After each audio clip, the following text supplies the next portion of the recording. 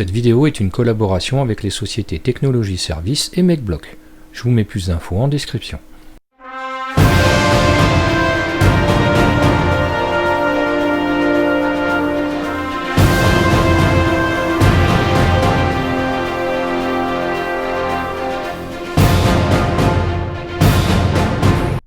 Amis internautes, bien le bonjour et bienvenue dans ce troisième épisode consacré à Codiroki.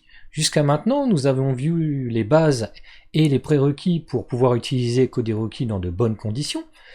Aujourd'hui, ce que je vous propose, c'est de faire travailler un peu plus que le Kodi en lui faisant éviter des objets dans n'importe quelle configuration et dans n'importe quelle pièce. Mais pour cela, revoyons un peu comment fonctionne un système automatique. Comment fonctionne un système automatique ? Tout simplement comme un être humain. La première chose dont a besoin un être humain pour pouvoir se diriger dans le monde qui l'entoure, c'est de récupérer des informations depuis l'extérieur. Pour cela, il dispose d'une série de capteurs, des dispositifs qui vont récupérer les informations extérieures, tels que les yeux, par exemple, le nez, la bouche, en fait, nos cinq sens. C'est la fonction d'acquisition.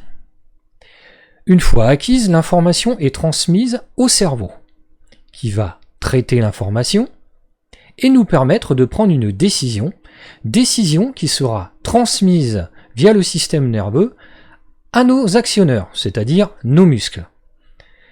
Ces muscles font partie de ce qu'on appelle la chaîne d'énergie. Les trois étapes que nous venons de voir font partie de la chaîne d'information, aussi appelée chaîne de décision. Une fois l'information transmise, la décision transmise à la chaîne d'énergie, nous allons avoir besoin d'énergie pour faire fonctionner nos muscles. Donc ces énergies, on les trouve sous forme de légumes, sous les formes de viande, et c'est notre estomac qui va se charger d'alimenter les différentes parties de notre corps. Mais avant cela, il faut récupérer l'information qui vient de la chaîne d'information. Cette information, elle est récupérée toujours via le système nerveux, via la fonction distribuer. C'est cette fonction qui va nous dire on envoie de l'énergie ou on n'en envoie pas, c'est-à-dire on fait fonctionner notre muscle ou on ne le fait pas fonctionner. Une fois la distribution engagée, l'énergie est envoyée vers nos actionneurs, en l'occurrence nos muscles, pour être convertie. On utilise de l'énergie électrique et de l'énergie chimique pour la transformer en énergie mécanique. Lorsque vous faites un mouvement, vous avez bien une énergie mécanique. Puis cette énergie est transmise à l'objet, par exemple, que l'on va toucher à l'extérieur, via notre système osseux, via notre squelette. Et l'action est enfin réalisée. Pour un système automatique, c'est exactement la même chose. Nous retrouvons nos deux chaînes fonctionnelles, la chaîne d'information et la chaîne d'énergie. Et la première chose que va devoir faire un système automatique, tel un robot, si on prend notre petit Kodi, c'est d'acquérir des informations depuis l'extérieur. Pour cela, il a à sa disposition toute une série de capteurs. Des capteurs à infrarouge, par exemple, lui permettant de détecter un obstacle, des capteurs à ultrasons, des capteurs de proximité, etc., etc. Il en existe toute une flopée, qui vont bien au-delà de nos cinq sens. Et il va, grâce à ces capteurs, récupérer des informations en provenance de l'extérieur, mais il va pouvoir aussi récupérer des consignes utilisateurs. Par exemple, quelqu'un qui appuie sur une télécommande, ou sur un bouton, ou quelqu'un qui est en train de passer devant un détecteur pour allumer une lampe, etc. Cette information est transmise pour être traitée. Elle est transmise donc à une carte électronique, qui est soit un microprocesseur, soit un microcontrôleur, dans laquelle va se trouver un programme qui va nous permettre de prendre des décisions comme le ferait notre cerveau. Cette décision prise, nous transmettons l'ordre donc à la chaîne d'énergie, à nos actionneurs. Mais nous pouvons aussi transmettre et communiquer des informations suite à la décision vers l'utilisateur, soit par l'intermédiaire d'un écran par exemple, ou par des consignes lumineuses, ou encore par des consignes sonores. L'ordre est donc transféré à la chaîne d'énergie. L'énergie, vous allez la retrouver en entrée pour pouvoir alimenter votre système automatique. Elle peut être par exemple sous forme d'énergie lumineuse, ou sous forme de batterie. Mais là encore, il va falloir distribuer cette énergie. Est-ce qu'on va envoyer de l'énergie vers un moteur, par exemple, ou est-ce qu'on va l'arrêter? Est-ce qu'on va envoyer cette énergie vers un radiateur parce qu'il fait froid, ou alors est-ce qu'on va l'arrêter parce qu'il fait trop chaud? Là encore, tout va se passer par l'intermédiaire d'une carte électronique ou d'un système mécanique. Cette énergie est ensuite envoyée vers l'exactionneur. Rappelez-vous, chez l'être humain, ce sont les muscles qui vont jouer le rôle d'actionneur. Mais dans Code-Rookie, par exemple, notre petit robot, ça va être des moteurs. Et ces moteurs, généralement, ces actionneurs vont convertir, comme ici dans l'exemple, l'énergie électrique en énergie mécanique. L'énergie ainsi obtenue peut être transmise, ou alors on a directement une transmission directe, par exemple via un système de pignons et de chaînes. Une fois cette transmission effectuée, l'action est effectuée, mais je vous rappelle que lorsque l'on fait une action finale dans un objet technique, on réalise en fait sa fonction d'usage. Pour éviter les obstacles, Code-Rookie va devoir utiliser son capteur à infrarouge ainsi que ses deux moteurs. Nous devons également établir les différentes tâches qu'il va devoir effectuer. Pour cela, constituons un logigramme. Un logigramme est une représentation graphique de toutes les tâches qui vont être effectuées par un système automatique. Tout logigramme commence par un petit rond nommé début. La première chose que nous allons faire, pour éviter que Code-Rookie ne démarre son programme de façon intempestive, nous allons regarder si le bouton A est enfoncé. S'il n'est pas enfoncé, on revient au début du programme et nous regardons à nouveau si ce bouton est enfoncé. Si ce bouton est enfoncé, nous allons regarder si le bouton B est lui aussi enfoncé. Le bouton B servant à arrêter le programme, ce qui nous évitera de nous balader dans la pièce avec un Code-Rookie en train de tourner ses roues. Le bouton B est enfoncé, le programme prend fin. Le bouton B n'est pas enfoncé, nous allons utiliser le capteur à infrarouge pour regarder si un obstacle est détecté. Si un obstacle n'est pas détecté, on avance, tout droit. En revanche, si un obstacle est détecté, nous tournons. Puis, nous faisons boucler le programme, et nous regardons à nouveau si le bouton B est enfoncé, etc., etc. Il ne reste plus qu'à traduire ce logigramme dans votre langage de prédilection.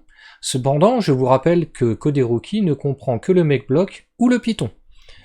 Dans cette vidéo, il s'agit d'initiation, donc nous allons utiliser le langage MakeBlock. Nous voici donc dans l'environnement MakeBlock. Je vous rappelle que notre programme ne doit démarrer que si le bouton A est enfoncé. Alors il y a un bloc pour faire ça, que l'on trouve dans l'onglet événements. Il est ici, c'est lorsque le bouton A est appuyé, alors on effectue tous les blocs qui seront situés en dessous. Bien entendu, vous avez le choix entre les 3 boutons mis à disposition sur la partie Cody du Code-Rookie. Ensuite, le programme doit s'effectuer jusqu'à ce que le bouton B soit enfoncé. Alors pour ça, on a dans l'onglet contrôle une boucle finie, ou une boucle conditionnelle, on a le choix, qui est répétée jusqu'à ce que quelque chose se passe. Donc ici, on va répéter jusqu'à ce que le bouton B soit enfoncé. Alors, pour savoir si un bouton est enfoncé ou pas, on va dans le dossier détection. Et on a un petit bloc qui permet de faire ça ici. Voilà. On choisit le bouton dont on souhaite tester l'état, et le tour est joué. Maintenant, tous les blocs qui vont se situer ici seront exécutés jusqu'à ce que le bouton B soit enfoncé. Alors ensuite, que devons-nous faire? Eh bien, détecter si un obstacle est présent devant nous. Alors, on a entendu le mot « si » dans la phrase, donc il s'agit d'une condition. Et la condition, on les trouve dans le dossier contrôle. Alors, on a le « si alors », ou alors le « si alors, sinon ». Et rappelez-vous, dans notre logigramme, on remarque bien que si on détecte un obstacle, on fait quelque chose, sinon on fait autre chose. Donc c'est ce bloc qui est le mieux adapté. Voilà. Ensuite, pour savoir si un obstacle est détecté ou pas, bah, c'est de la détection. Donc on retourne dans l'onglet détection. Alors, on doit trouver un petit bloc qui va bien. Il est ici, c'est obstacle détecté. Alors ce bloc, en fait, va utiliser le détecteur infrarouge du Coderuki pour savoir s'il y a un obstacle devant lui ou pas. Voilà. Alors, de quel côté tourner s'il y a un obstacle détecté? Eh bien, je vous propose de faire quelque chose un petit peu aléatoire. Pour cela, on va faire un test. On va dire que si un nombre choisi aléatoirement est inférieur à 50, alors on va tourner à droite, sinon on va tourner à gauche. Alors pour faire ça, on doit utiliser donc la petite condition si ici. Ensuite nous allons insérer un opérateur pour dire voilà, je veux que ce soit inférieur à 50. Et dedans, on va faire choisir au Coderuki au hasard un nombre. Alors, pourquoi entre 1 et 100? Ben, tout simplement pour une histoire de pourcentage. Entre 0 et 49, eh ben, on tournera à droite. Et si c'est supérieur à 50, donc de 50 à 100%, eh bien, on tournera à gauche. Voilà. Donc, si c'est inférieur à 50, pardon, on va tourner à droite. Pour ça, on va aller dans le dossier Action, puisqu'on s'adresse aux actionneurs. Et on va tourner à droite. À 30%, parce que 50 c'est un peu rapide, et pendant 0,5 secondes, parce que ça correspond à peu de choses près à 90 degrés. Ça c'est dans le cas où on est inférieur à 50. Sinon, ben on va tourner à gauche, toujours à 30%, et toujours pendant 0,5 secondes.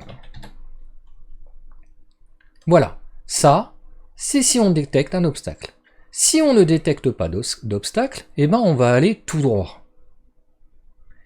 Et pour ça, on a un petit bloc ici qui va nous permettre d'avancer toujours à 30% de puissance pour rester cohérent, sinon on va avoir un avion et pas un Coderuki. Et j'attire votre attention sur le fait que ce bloc permet d'avancer, de reculer, de tourner à gauche, de tourner à droite. Alors attention en utilisant ce bloc, il ne faut pas oublier que lorsque vous avez un système automatique, lorsque vous lui donnez un ordre, il exécute cet ordre jusqu'à ce qu'il en ait un autre. D'accord? Donc si ici, on avait utilisé par exemple le tourner à gauche là en haut, et bien tant qu'on ne lui aurait pas dit de ne pas tourner à gauche, et d'aller faire autre chose, pardon, et il aurait continué de tourner à gauche. Voilà, d'où mon choix de ce bloc qui permet de limiter l'action pendant X secondes. Voilà. Donc notre petit programme est fait. Donc je vous propose de l'enjoliver un petit peu, de lui faire quelques petites choses sympas. Déjà, on va lui donner une petite allure. D'accord? Donc on va dans l'onglet Apparence et on va lui dire, en début de programme, de se réveiller. Donc quand on est réveillé, on a les yeux ouverts. Et puis on va lui faire dire un petit quelque chose, bien que ce soit en japonais, donc c'est dans le haut-parleur, et on va lui faire jouer le son bonjour ou salut par exemple. Je préfère le salut en japonais, c'est un peu plus sympa. Voilà. Lorsqu'on va détecter un obstacle, je vous propose de lui donner une autre allure. Donc on va retourner dans Apparence. Voilà, et puis on va lui faire afficher une image ici. Donc si je détecte l'obstacle, pouf, tu détectes l'image ici. On clique ici et on peut choisir ou dessiner toutes les émotions que l'on souhaite. Je sais pas, on va lui dire qu'il est un peu triste. Qu'est-ce qu'on pourrait mettre ça, tiens, c'est très japonais. Ok, voilà. Et on va lui faire jouer un son aussi, qui nous indiquera de façon sonore qu'il a détecté quelque chose. Donc on va lui aller dans le haut-parleur, on va lui faire jouer le son. Il y en a un qui est sympa, je crois, c'est le son faux. Où est-ce qu'il est? Où est-ce qu'il est? Où est-ce qu'il est? Ici. Voilà. Donc c'est dans le cas où il détecte un obstacle. S'il ne détecte pas d'obstacle, eh ben on lui remet les yeux ouverts. Voilà, tout simplement ici. Voilà. Vérifions le fonctionnement de notre programme. Appuyons sur la touche A.